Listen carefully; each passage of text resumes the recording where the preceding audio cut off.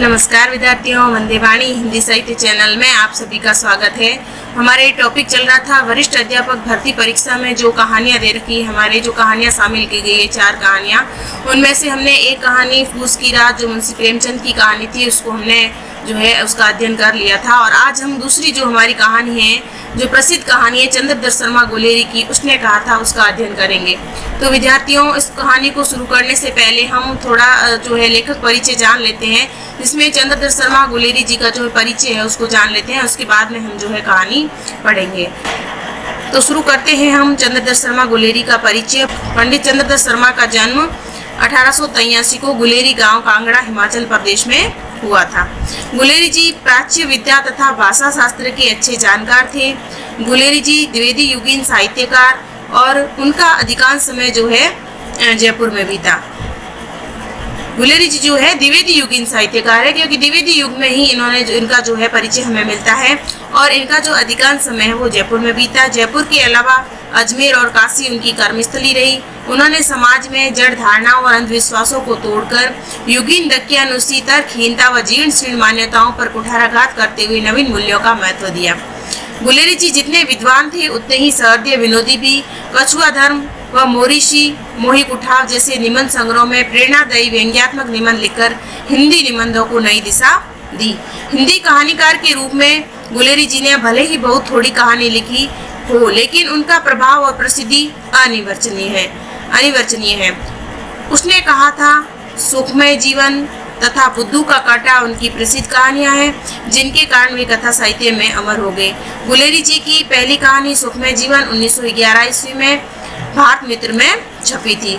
उसने कहा था कहानी में प्रेम त्याग के महत्व, सुखमय जीवन में जो उसने कहा था कहानी है उसमें प्रेम में त्याग के महत्व को दर्शाया गया है और सुखमय जीवन में सुख की परिभाषा व बदलते संदर्भ व बुद्धू का कांटा में वाक चातुर्य व वाक विद्वत्ता के संवादों से हिंदी कहानी में नई हलचल पैदा कर दी। यह कहानी शिल्प विधि और विषय वस्तु के विकास की दृष्टि से मील का पत्थर मानी जाती है। हीरे का हीरा उनकी एक और कहानी है। अन्य रचनाओं में पुरानी हिंदी व गुलेरी ग्रंथावली प्रमुख है। 1902 में आपके संपादन में समालोचक नामक पत्र जयपुर से निकला।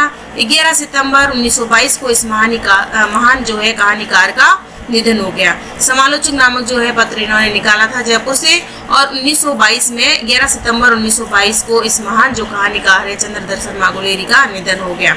अब विद्यार्थियों, पाठ जो परिचय हमारी जो कहानी परिचय है उसके बारे में हम जान लेते हैं कि कहानी की कसौटी पर खरा उतरने के कारण उसने कहा था कहानी को हिंदी की पहली कहानी होने का गौरव प्राप्त है। चंद्रदत्त शर्मा गुलेरी की कहानी उसने कहा था का प्रारंभ अमृतसर के बम्बू काट बाजार के वर्णन के साथ होता है। गुलेरी के समय अमृतसर की शान अलग थी। अमृतसर के बाजार में एक लड़का और एक लड़की चौक की एक दुकान पर आ मिलते हैं, वहीं दोनों का परिचय होता है। इसके बाद हर दूसरे तीसरे दिन बाजार में दोनों मिलते हैं। हमारे यहाँ प्रेम पद्धति में पुरुष प्रेम का प्रस्ताव करता है और स्त्री स्वीकृति देकर उसे कृतकृत्य बनाती है। इस क्रिया व्यापार में नारी अपनी सलज्जता और गरिमा बनाए रखती है और पुरुष उसे संरक्षण देने में पौरुष की अनुभूति करता है। पुरुष के इसी पौरुषपूर्ण साहसिक प्रयत्न की ओर ही बहुधा नारी आकर्षित होती है। श्री चंद्रदत्त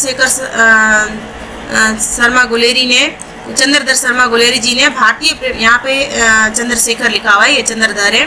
शर्मा गुलेरी जी ने भारतीय प्रेम पद्धति के परंपरागत रूप को उसने कहा था कहानी में अक्षुण्ण बनाए रखा है। विद्यार्थी ये श्री चंद्रधर इसको मानना आप, यहाँ पे चंद्रशेखर थोड़ा सा प्रिंट मिस्टेक हो गई है। इस कहानी में प्रेम का स्वरूप किशोरावस्था के प्रथम दर्शन से प्रारंभ होकर क्रमशः विकसित होकर संयोगावस्था में पूर्णता न प्राप्त कर वियोगावस्था त्रासदी में पूर्ण होता है। कुछ दिनों बाद लड़का लहना सिंह मिलिट्री में भर्ती हो जाता है। युद्ध में जर्मन फौज अंग्रेजों पर भारी पड़ रही है और भारतीय सैनिक अंग्रेजों के सैनिक हैं। युद्ध के मैदान में लहना मरणासन है। मृत्यु के कुछ समय पहले स्मृति बहुत साफ हो जाती है। जन्म भर की घटनाएं और प्रसंग एक एक करके चल चित्र के रूप में साकार होने लगते हैं और सारे दृश्यों के रंग साफ होने लगते हैं। लहना सिंह को स्मरण हुआ कि बचपन में उसे बाजार में एक 8 वर्ष की लड़की, देखो वहाँ पे जो है लहना सिंह की प्रेमिका जो लड़की थी उसकी उम्र कितनी थी, 8 वर्ष, और वह उसे चिढ़ाता था। फिर देखते ही देखते वर्ष के बाद वर्ष बीतते गए। लैला सिंह अपने बचपन के प्रेम को 25 साल बाद भी नहीं भुला पाता। तब लगता है सूरदास के लड़िकाई को प्रेम कहो अली कैसे छूटत वाली उक्त अक्षरशः सत्यापित होती है। लैला सिंह 77 राइफल्स में जमींदार होकर सैनिक कर्तव्यों में लीन हो गया। उसे 8 वर्षीय कन्या का ध्यान न रहा जो सूबेदारनी है। लैला सिंह ने वजीरा सिंह से फिर पानी मांगा। मरते समय उसे लगा कि उसका सिर वजीरा सिंह की गोद में नहीं अपने भाई करतार सिंह की गोद में है। यह कहानी प्रेम की श्रेष्ठता उसके लिए किसी बचपन के प्रेमी के त्याग और बलिदान को व्यक्त करती है। 8 वर्ष की बालिका के बाल सुलभ प्रेम में लैला सिंह जो कुछ कर गुजरता है वह बेमिसाल है। तो विद्यार्थियों, फ्लैशबैक शैली में लिखी गई ये कहानी बहुत ही सुंदर ढंग से यहाँ पे चंद्रधर शर्मा गुलेरी ने प्रस्तुत की है। तो अब हम शुरू करते हैं चंद्रधर शर्मा गुलेरी की प्रसिद्ध कहानी उसने कहा था, जिस कहानी ने जो है गुलेरी जी को हिंदी साहित्य जगत में अमर बना दिया। उसने कहा था कहानी की शुरुआत यहाँ से होती है कि बड़े बड़े शहरों के इक्की गाड़ी वालों की जवान के कोड़ों से जिनकी पीठ छिल गई है, कान पक गए हैं, उनसे हमारी प्रार्थना है कि अमृतसर के बम्बू काट वालों की गोली का मरहम लगाए। जब बड़े बड़े शहरों की चौड़ी सड़कों पर घोड़े की पीठ पर चाबुक से धुनते हुए इक्के वाले कभी घोड़े की नानी से अपना निकट संबंध स्तर करते हैं, तो कभी राह चलते पैदलों की आंखों में के न होने पर तरस खाते हैं, कभी उनके पैरों की अंगुलियों के पोरे को चीद कर अपने को ही सताया हुआ बताते हैं और संसार भर की ग्लानि, निराशा और शोक के अवतार बने नाक की सीध चले जाते हैं। तब अमृतसर में उनकी बिरादरी वाले तंग चक्करदार गलियों में हर एक लट्ठी वाले लिए ठहर कर सब्र का समुद्र उमड़ा कर बचो खाल जैसी, हटो भाई जी, ठहरना भाई जी, आने दो लाला जी, हटो बाछा कहते हुए सफेद फेंटों, खच्चरों और बत्तकों, गन्ने और कोमचों और भारे वालों के जगह में से राह कहते हैं। क्या मजाल है कि जी और साहब बिना सुने किसी को हटना पड़े। यह बात नहीं कि उनकी जीभ चलती नहीं पर मीठी छुरी की तरह महीन मार करती हुई। यदि कोई बुढ़िया बार बार चितौनी देने पर भी लीक से नहीं हटती तो उनके बचना वाली के ये नमूने हैं। हट जा जीणे जोगिए, हट जा कर्मा वालिए, हट जा पूता प्यारिए, बच्चा लंबी वालिए। समष्टि में इनके अर्थ है कि तू जीने योग्य है, तू भाग्यों वाली है, तू पुत्रों को प्यारी है, लंबी उम्र तेरे सामने है, क्यों तू मेरे पहिए के नीचे आना चाहती है, बच जा। ऐसे जो है वो मीठी चूरी की तरह उन पे व्यंग्य करते हैं और उनको हटने के लिए कहते हैं। ऐसे बम्बू काट वालों के बीच में होकर एक लड़का और एक लड़की चौक की दुकान पर आ मिले। उसके बालों और उसके ढीले सूतने से जान पड़ता था कि दोनों सिख हैं। वह अपने मामा के केस धोने के लिए दही लेने आया था और वह रसोई के लिए बढ़िया। यहाँ पे जो लड़का है वो मामा के केस धोने के लिए दही लेने आया था और लड़की रसोई के लिए बढ़िया लेने आई थी। दुकानदार एक परदेसी से गुथ रहा था जो शेर भर गीले पापड़ों की गट्ठी को गिने बिना हटता न था। तेरे घर कहाँ है? मगरे में। और तेरे? मांझे में। यहाँ कहाँ रहती है? यहाँ पे देखो। तेरे घर कहाँ पे है? तो लड़की ने कहा कि मंगरे में। और फिर वापस लड़की ने पूछा कि तेरा घर कहाँ पे है? तो वो लड़का बोला कि मांझे में। फिर वापस लड़का पूछता है कि यहाँ कहाँ रहती है? तो लड़की कहती है अतर सिंह की बैठक में, वे मेरे मामा होते हैं और मैं भी मामा के यहाँ आया हूँ। लड़का कहता है मैं भी मामा के यहाँ आया, उनका घर गुरु बाजार में। यहाँ पे देखो, लड़की अतर सिंह की बैठक में उसके मामा रहते हैं और जो है लड़के के मामा कहाँ रहते हैं? लड़के के मामा गुरु बाजार में रहते हैं।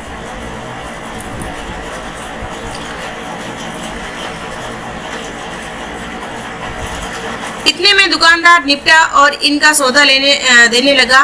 सौदा देकर दोनों साथ साथ चले। कुछ दूर जाकर लड़के ने मुस्कुराकर पूछा, तेरी कुड़माई हो गई? यहाँ पे विद्यार्थियों, कुड़माई का मतलब सगाई से है। वो लड़का उससे पूछता है कि तेरी सगाई हो गई है। इस पर लड़की कुछ आंखें चढ़ाकर धत कहकर दौड़ गई और लड़का मुंह देखता रह गया। दूसरे तीसरे दिन सब्जी वाले के यहाँ, दूध वाले के यहाँ अकस्मात दोनों मिल जाते। महीना भर यही हाल रहा। 2-3 बार लड़के ने फिर पूछा, तेरी कुड़माई हो गई? उत्तर में वही धत मिला। एक दिन जब फिर लड़के ने वैसे ही हंसी में चिढ़ाते हुए पूछा तो लड़की लड़के की संभावना के विरुद्ध बोली, हाँ हो गई। फिर लड़के ने पूछा, कब? कल। देखते नहीं ये रेशम से कड़ा हुआ सालू? सालू यानी कि दुपट्टा। लड़की भाग गई। लड़के ने घर की राह ली। रास्ते में एक लड़के को मोरी में ढकेल दिया। एक छाबड़ी वाले को दिन भर की कमाई खोई। एक कुत्ते पर पत्थर मारा और एक गोभी वाले के ठेले में दूध उड़ेल दिया। सामने ना कर आती हुई किसी वैष्णवी से टकरा कर अंधे की उपाधि पाई। तब कहीं जाके घर पहुंचा, क्योंकि जब लड़की के आशा अनुरूप जो जवाब नहीं मिला, आशा के अनुसार उसको जवाब नहीं मिला, तो उसको जो है उस हिसाब से वो उसका जो है पूरा मन जो है विचलित हो गया और वो जाते जाते किसी को धकेल रहा है तो किसी की वैष्णवी से टकरा कर अंधे की उपाधि पाता है, तब जाके वो घर पहुंचता है। अब इसका भाग 2 है। फिर शुरू होती है कहानी की राम राम। अब देखो यहाँ तक तो उस जो है कहानी का फ्लैशबैक था, जो पहले की कहानी बताई जा रही है जब वो छोटा था लैना सिंह तब की। अब वापस जहाँ लड़ाई हो रही है, जहाँ पे ये सैनिक है, वहाँ की जो है आगे की यहाँ पे कहानी बताई जा रही है। राम राम, यह भी कोई लड़ाई है? दिन रात खंदकों में बैठी हड्डियां आकड़ गई है।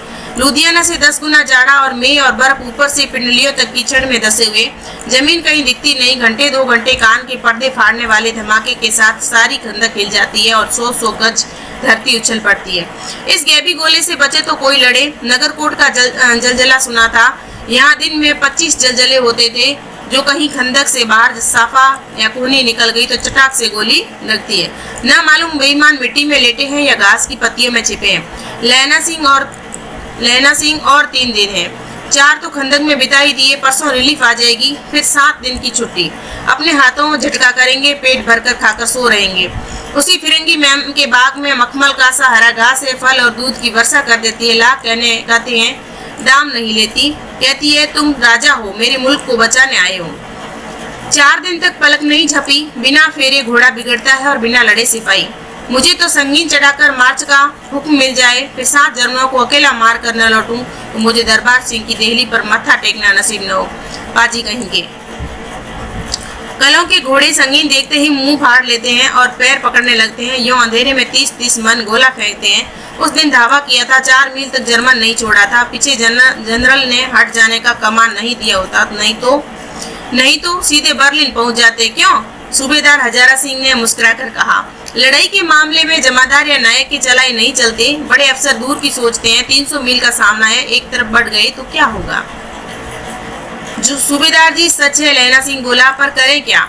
हड्डियों में जाड़ा धंस गया है। सूर्य निकलता नहीं। खाई में दोनों तरफ चंबे की बावलियों में से सोते झर रहे हैं। एक धावा हो जाए तो गर्मी आ जाए। उद्यमी उठ, सिगड़ी में कोले डाल। वजीरा तुम 4 जने बाल्टियां लेकर खाई का पानी बाहर फेंको। महासिंह, शाम हो गई, खाई के दरवाजे का पहरा बदल दो। यह कहते हुए सूबेदार सारी खंदक में चक्कर लगाने लगे।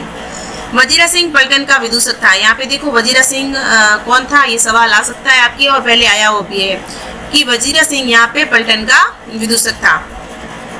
बाल्टी में गंदला पानी भरकर खाई के बाहर फेंकता हुआ बोला, मैं पाधा बन गया हूँ, करो जर्मनी के बादशाह का तर्पण। इस पर सब खिलखिला पड़े और उदासी के बादल छट गए। लैला सिंह ने दूसरी बाल्टी भरकर उसके हाथ में देकर कहा, अपनी बाड़ी के खरबूजों में पानी दो, ऐसा खाद का पानी पंजाब भर में नहीं मिलेगा। हाँ, देश क्या है, स्वर्ग है। मैं तो लड़ाई के बाद सरकार से यहाँ 10 खुमा जमीन यहाँ मांग लूंगा और फलों के बूटे लगाऊंगा। लाड़ी होरा को भी यहाँ बुला लोगे, या वही दूध वाली फिरंगी मैम, पिलाने वाली फिरंगी मैम।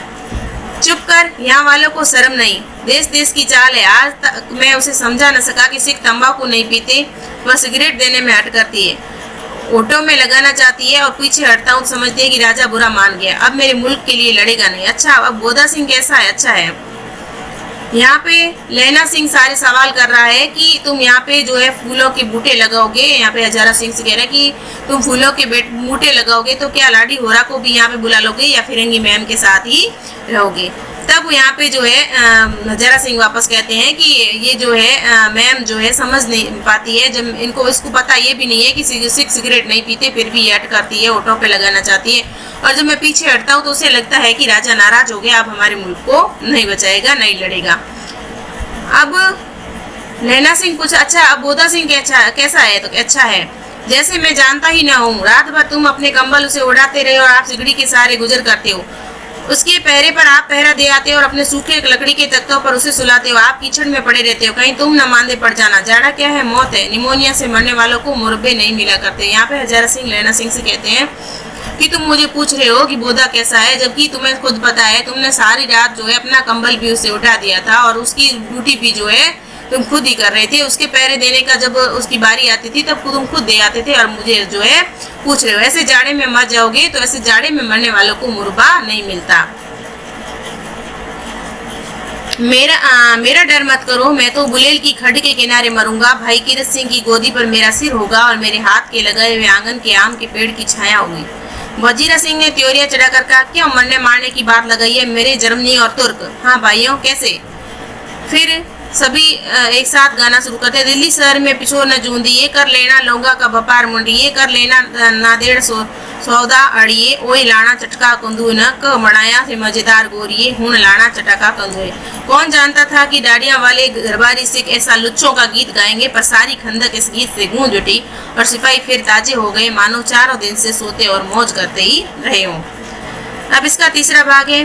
दोपहर रात गई है, दोपहर रात गई है, यहाँ पे दोपहर नहीं, दोपहर रात गई है, अंधेरा है, सन्नाटा छाया हुआ है।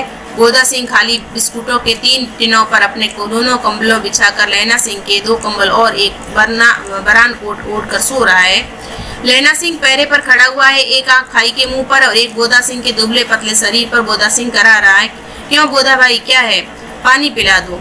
लैना सिंह ने कटोरा उसके मुंह से लगाकर पूछा, कहो कैसे हो? पानी पीकर गोदा बोला, कंपनी छूट रही है, रोम रोम में तार दौड़ रहे हैं, दांत बज रहे हैं। अच्छा मेरी जर्सी पहन लो। और तुम? मेरे पास सिगड़ी है और मुझे गर्मी लगती है, पसीना आ रहा है। ना मैं नहीं पहनता, 4 दिन से तुम मेरे लिए। हाँ याद आई, मेरे पास दूसरी गर्म जर्सी है, आज सवेरे आई है, विलायत से बुनकर भेज रही है मैं गुरु उनका भला करे। यूँ कहकर लैना अपना कोट उतारकर जर्सी उतारने लगता है। सच कहते हो और नहीं तो झूठ? यूँ कहकर नहीं करते गोदा को उसने जबरदस्ती जर्सी पहना दी और आप खाकी कोट और जीन का कुर्ता पर पहनकर पैरे पर आ खड़ा हुआ। मैम की जर्सी की कथा केवल कथा थी, यानी कि उसके पास कोई दूसरी जर्सी नहीं थी, लेकिन उसने गोदा सिंह की सुरक्षा के लिए जो है अपनी जर्सी उसे पहना दी थी। आधा घंटा बीता, इतने में खाई के मुंह से आवाज आई, सूबेदार हजारा सिंह। कौन? लेफ्टिनेंट साहब। हुकुम हुजूर, कहकर सूबेदार तन कर फौजी सलाम करके सामने हुआ। देखो इसी समय धावा करना होगा। मील भर की दूरी पर पूर्व के कोने में एक जर्मन खाई है, उसमें 50 से ज्यादा जर्मन नहीं है। इन पेड़ों के नीचे 2 खेत काट कर रास्ता है, 3-4 घुमावे, जहाँ मोड़ है वहाँ 15 जवान वहाँ 15 जवान खड़े कर आया हूँ। तुम यहाँ 10 आदमी छोड़कर सबको साथ ले उनसे जा मिलो। खंदक छीन कर वहीं जब तक दूसरा हुक्म न मिले डटे रहो। हम यहाँ रहेगा जो हुक्म। चुपचाप सब तैयार हो गए। बोधा भी कंबल उतार कर चलने लगा, तब लैना सिंह ने उसे रोका। लैना सिंह आगे हुआ तो बोधा के बाप सूबेदार ने उंगली से बोधा की ओर इशारा किया। लैना सिंह समझकर चुप हो गया। पीछे 10 आदमी कौन रहे, इस पर बड़ी हुज्जत हुई। कोई रहना न चाहता था। समझा बुझा कर सूबेदार ने मार्च किया। लेफ्टिनेंट साहब लैना की सिगड़ी के पास मुंह फेर कर खड़े हो गए और जेब से सिगरेट निकाल कर सुलगाने लगे। 10 मिनट बाद उन्होंने लैना की ओर हाथ बढ़ाकर कहा, लो तुम भी पियो। आंख मारते मारते लैना सिंह समझ गया। मुंह का भाव छिपा कर बोला, लाओ साहब।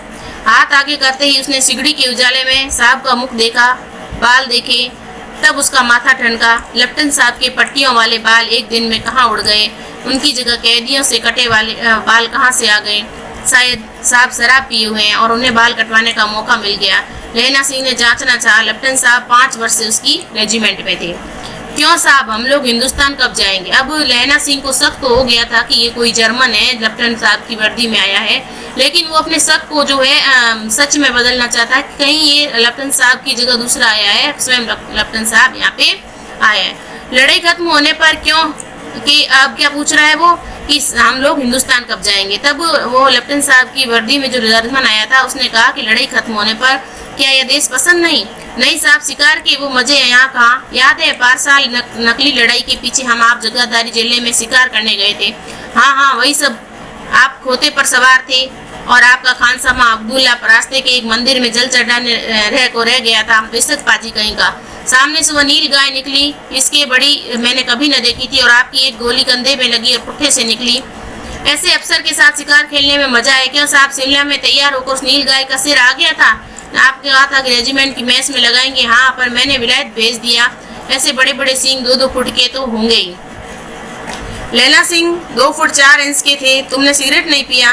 पीता हूँ साहब, ये सलाई ले आता हूँ, कहकर लैला सिंह खंदक में घुसा। अब उसे संदेह नहीं रहा। उसने झटपट निश्चय कर लिया कि क्या करना चाहिए।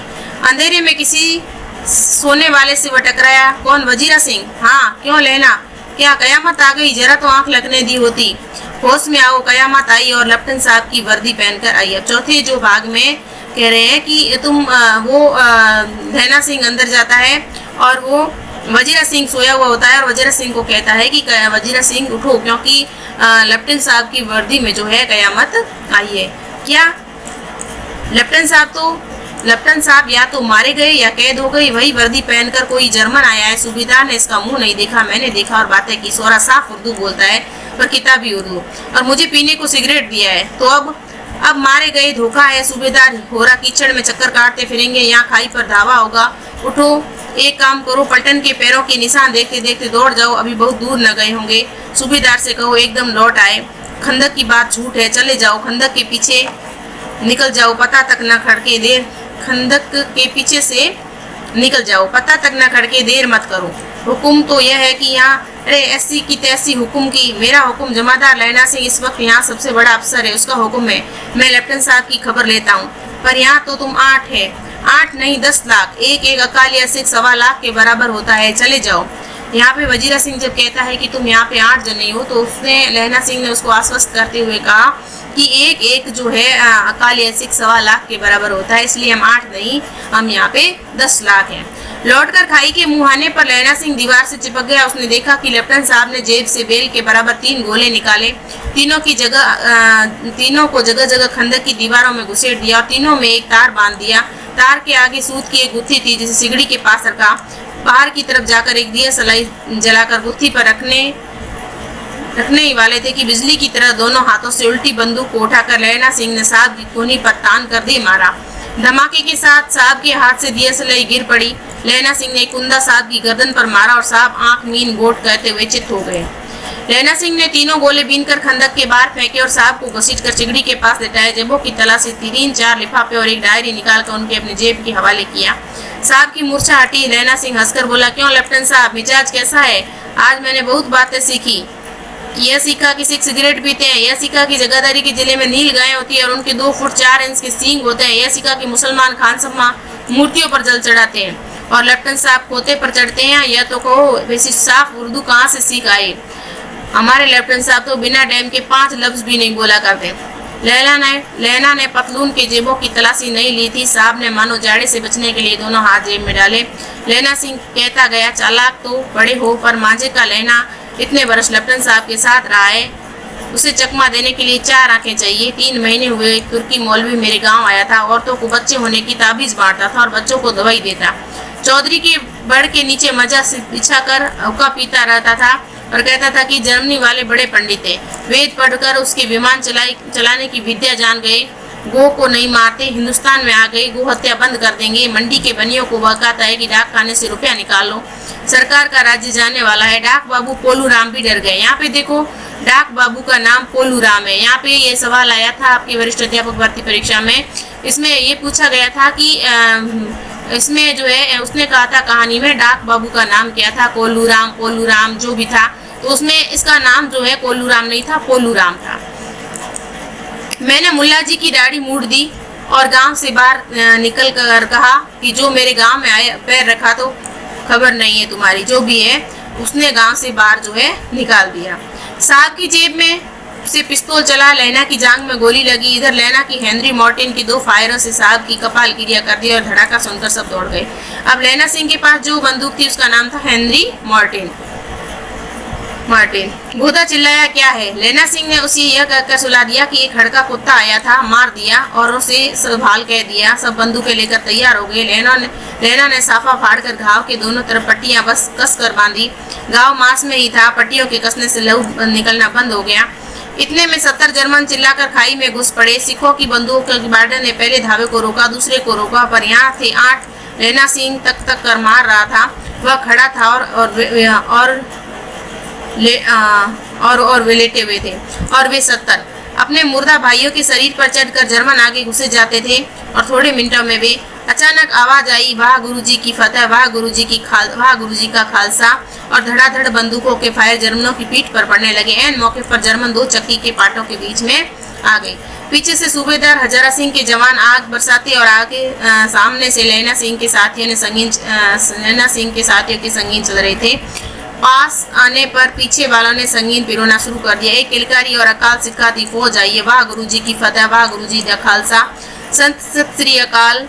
क्रूस और लड़ाई खत्म हो गई। 63 जर्मन या तो खेत रहे या करा रहे थे। सिखों में 15 के प्राण गए।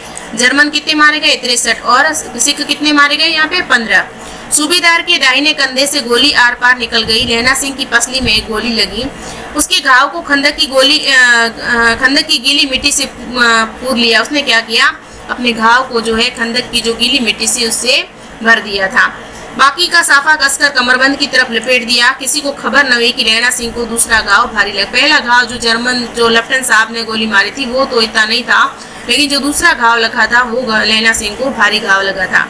लड़ाई के समय चांद निकल आया था, ऐसा चांद जिसके प्रकाश में संस्कृत कवियों का दिया हुआ शयी नाम सार्थक होता है। और हवा ऐसी चल रही थी जैसे वाण भट्ट की भाषा में दंत विनोपदेशाचार्य यानी कि दांत किड़किड़ाने वाली सर्दी। वजीरा सिंह कह रहा था कि कैसे मन भर फ्रांस की भूमि मेरे बूटों से चिपक रही थी। जब मैं दौड़ा दौड़ा सूबेदार के पीछे गया, सूबेदार लहना सिंह ने सारा हाल सुना और कागजात पाकर उसकी तुरंत बुद्धि को सराह रहे थे और कह रहे थे कि तू न होता तो आज सब मारे जाते। यहाँ पे जब वजीरा सिंह जो है हजारा सिंह के पीछे गया था, तब वो सारी वारदात जो है वापस आके सुना रहा था। तब हजारा सिंह ने कहा लहना सिंह को, यदि लहना नहीं होता तो आज सारे के सारे मारे जाते। इस लड़ाई की आवाज 3 मील दाहिनी ओर की खाई वालों ने सुन ली। उन्होंने पीछे टेलीफोन कर दिया और वहां से झटपट 2 डॉक्टर और 2 बीमार ढूंढने की गाड़ियां चली, जो कोई 1.5 घंटे के अंदर जा पहुंची। फील्ड अस्पताल नजदीक था, सुबह होते होते वहां पहुंच जाएंगे, इसलिए मामूली पट्टी बांधकर एक गाड़ी में घायल लिटाए गए, दूसरी में लाशें रखी। सूबेदार ने लहना सिंह की जांग में पट्टी बंधवानी चाहिए, पर उसने कहकर टाल दिया कि थोड़ा घाव है, सवेरे देखा जाएगा। बोधा सिंह ज्वर में भरा रहा था, गाड़ी में लिटाया गया। लहना ने को छोड़कर सूबेदार जाते नहीं थे। यह देख लहना ने उन्हें कहा, तो मैं बोधा की कसम है, सूबेदार जी की सौगंध है, जो इस गाड़ी में न चले। अब जो घायलों को गाड़ी में ले जा रहे थे, तब जो है हजारा सिंह ने बोधा सिंह को कहा कि तुम्हारे भी जो है जांग पे पट्टी बंधाने की गोली लगी है, लेकिन उसने कहा कि ये घाव ज्यादा नहीं है, तुम बोधा सिंह को लेके जाओ, क्योंकि वो ज्वर से पीड़ित है। तब सूबेदार जो है हजारा सिंह नहीं जाना चाह रहे थे, तब उन्होंने जो है लहना सिंह ने बोधा की कसम दिला दी कि तुम अगर नहीं गए तो तुम्हें बोधा की कसम है।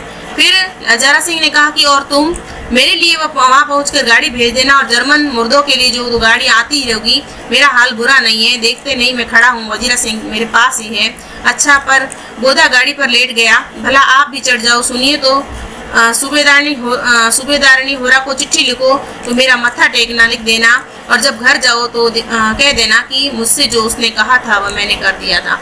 अब देखो, अब अंतिम समय में उसको बात याद आ रही थी, और वो हजारा सिंह को कहना चाहते थे कि तुम सूबेदारनी होरा को चिट्ठी लिखो तो मेरा मत्था टेकना कहना, और उनसे ये भी कहना कि उसने जो मुझे कहा था काम करने को, यानी कि बोधा की रक्षा करने का काम जो है लहना सिंह को कहा था, वो है जो मैंने कर दिया था।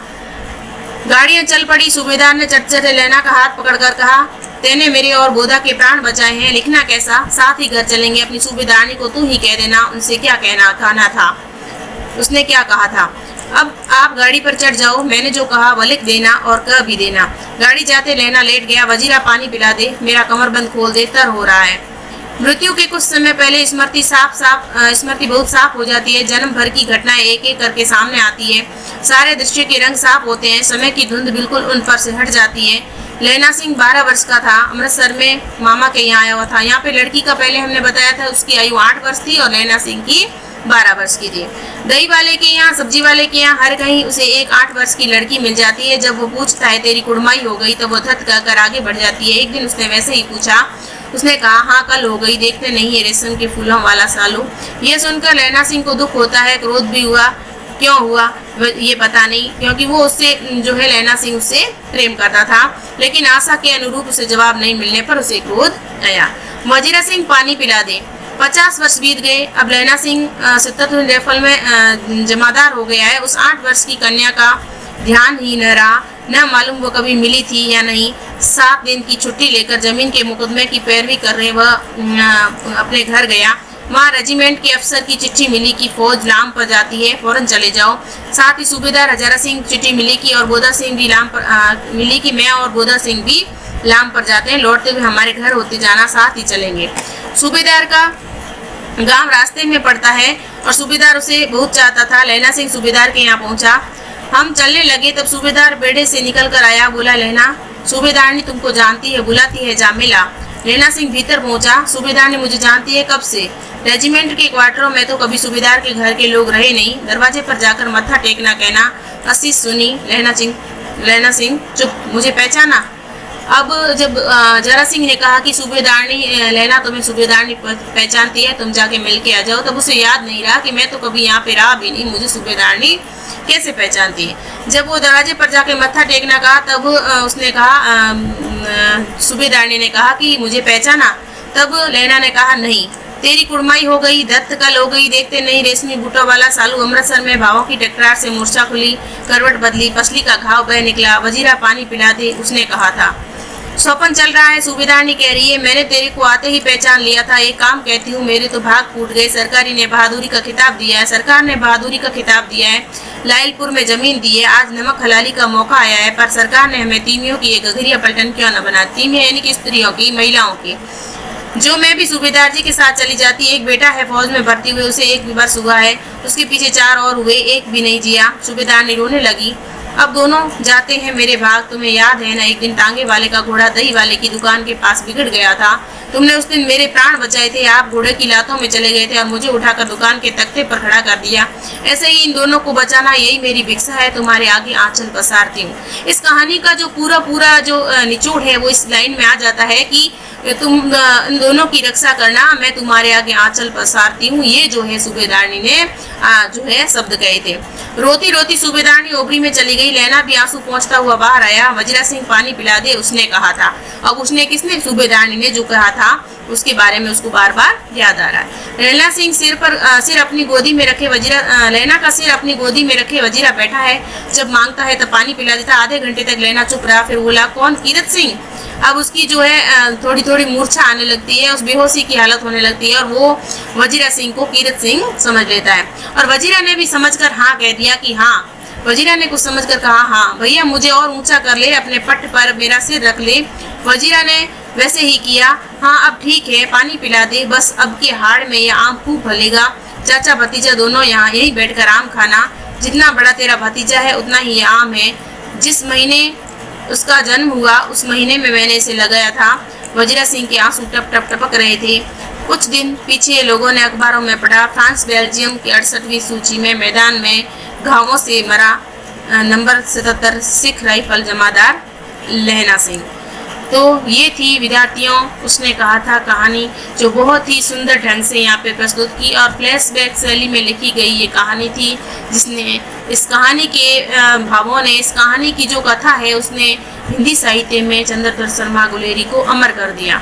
तो विद्यार्थियों ये थी हमारी उसने कहा था कहानी, और अगली जो कहानी है उसको हम आगे वाली जो भी क्लास है उसमें पढ़ेंगे। और आज के लिए इतना ही, धन्यवाद।